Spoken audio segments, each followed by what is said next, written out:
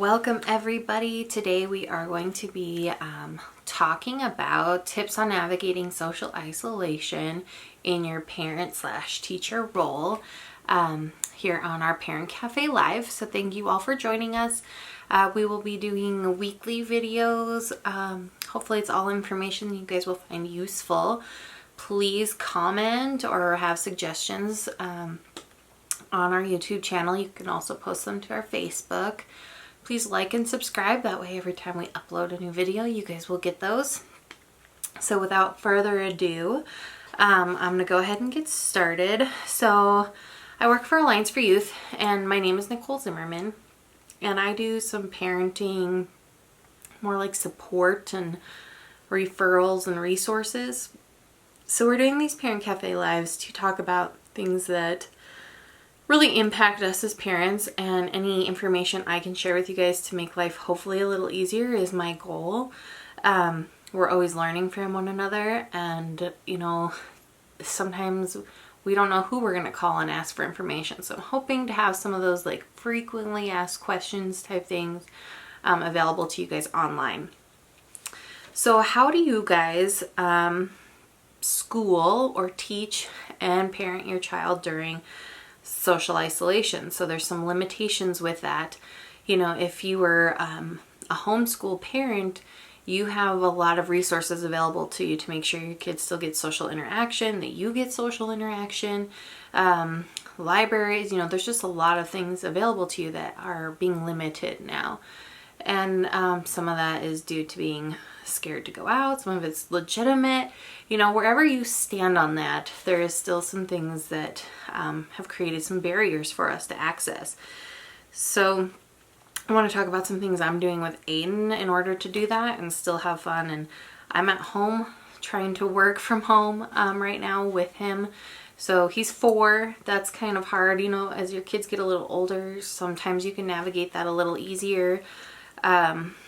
But everybody's situation is different, so I'm going to speak to you based on what I know, and please share whatever you can, and I will be happy to answer those. If I get enough questions, I'll do a Q&A session where I answer those questions. If not, I'll just, respond back via the post. So when you guys are, learning and playing and growing with your kids, is it necessary to leave your home? And there is a lot of benefits to doing that, but we can still learn, grow, and play, at home. We can still go outside and explore the great outdoors and do that. And, our weather is not super cooperative right now, but we do what we can and go out when we can. So everything I've done is incorporated being able to be indoors. So I have a daily schedule, which we're going to be going through.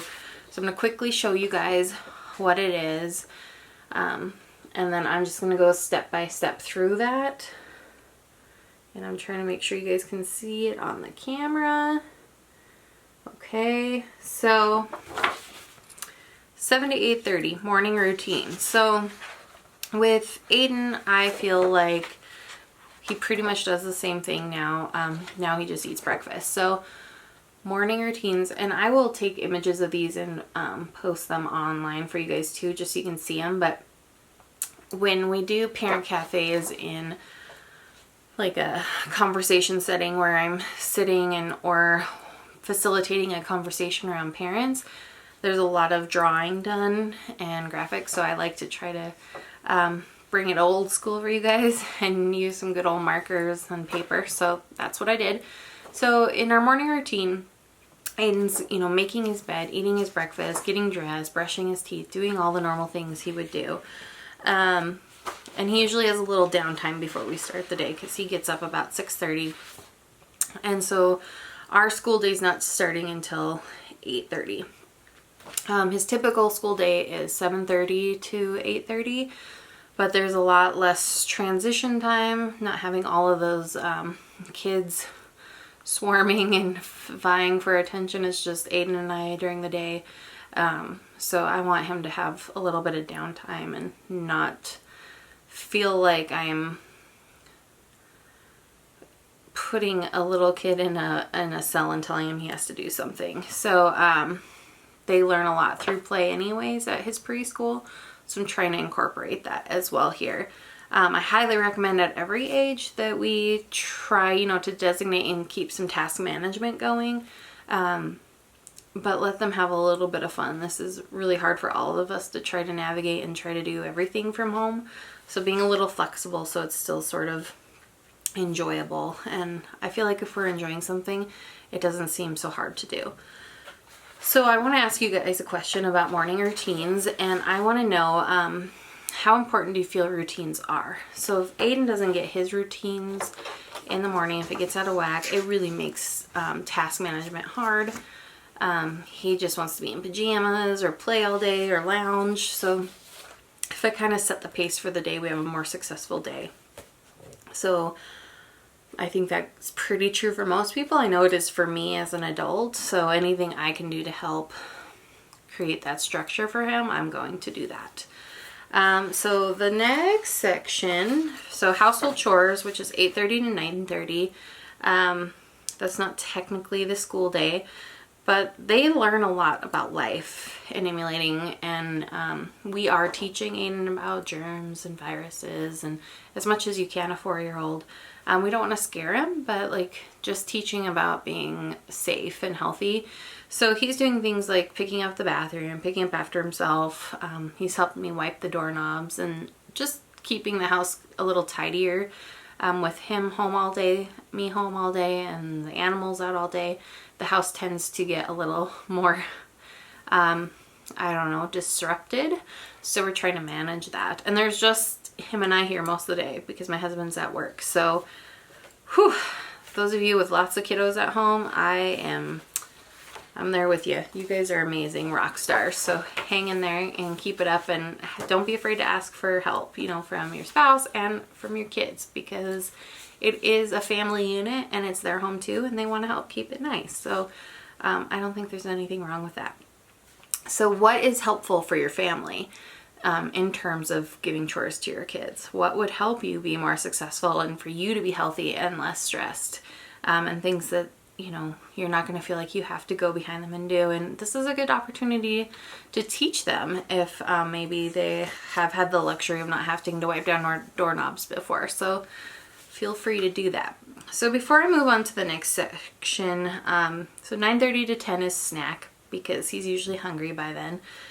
So we do a healthy snack. And then the next thing is the STEM or STEAM. So science, technology, engineering, art, and mathematics. So I tend to blend some of these together, and every age is very different. 4-year-olds, anything can pretty much be STEM if you apply some practical skills to it. So that's what we do. And I went around my house and just started pulling a bunch of stuff in order to do it. So I spent a lot of time on Pinterest. I know a lot of moms do, and I am not the craftiest person. I'm sure some of you are more inept than I am, or adept than I am. But I do have a few skills with that, so I try to utilize them anytime I can. So some things I make, some things I just spoof up. So I made this list for you guys, and I will post it, but it's just some examples and ideas of things I had around the house.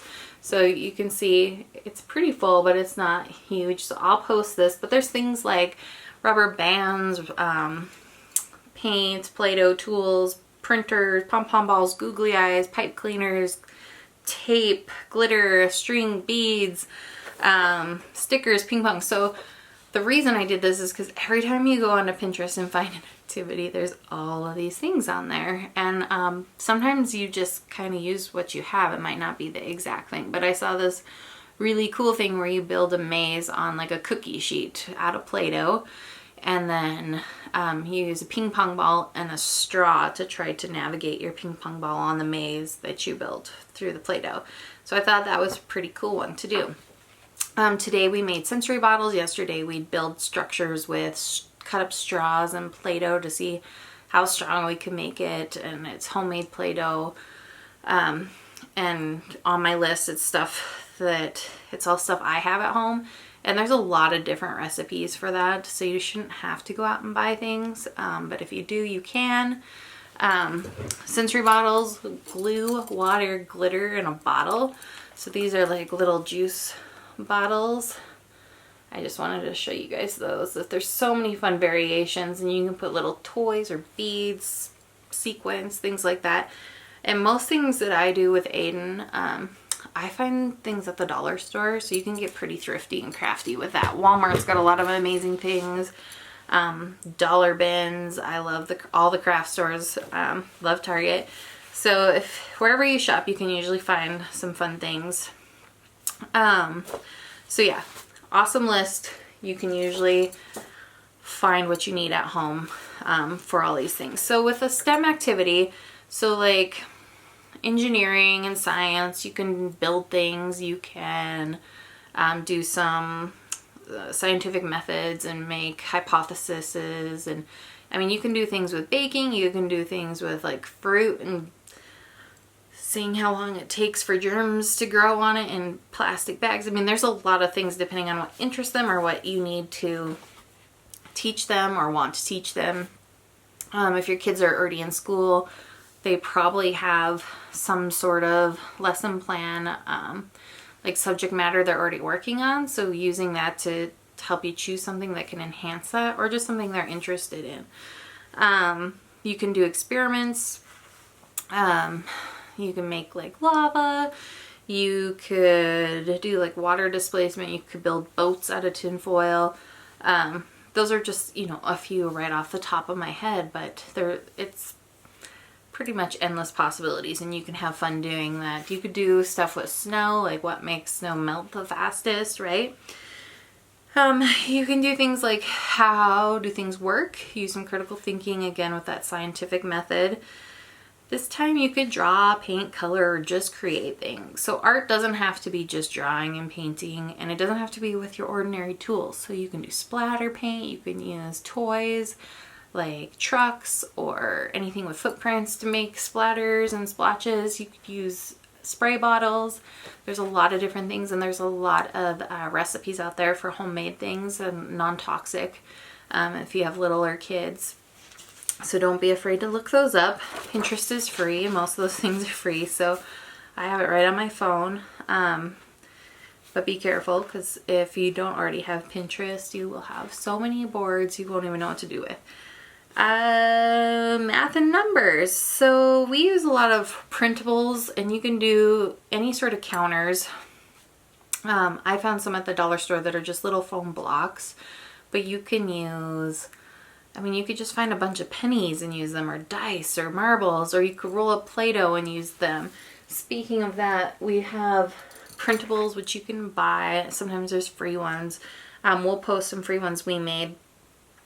And like we just did this little one with gumballs, and for each gumball you count them out, or you can fill the gumballs in the machine.